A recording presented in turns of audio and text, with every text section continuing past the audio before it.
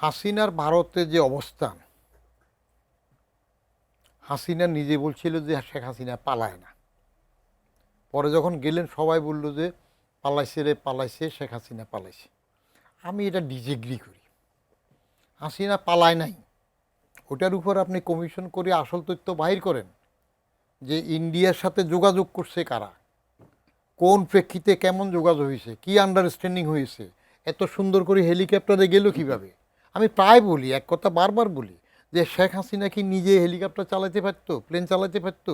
শেখ হাসিনা কি ইরানের সাহা নিজে প্লেন চালাই চলে গেছে? তো শেখ হাসিনাকে এইভাবে কারা পাঠাই দিল, কেন পাঠাইল?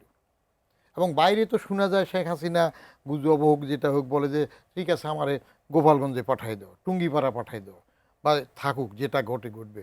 কিন্তু তাকে পাঠাইলো কারা? দেয়ার লাইস বিগ কোশ্চেন। সেটা যদি বাইরে হয় 5 বছর 10 বছর পরে তখন বুঝাবে এই যোগাযোগগুলো কে করছে।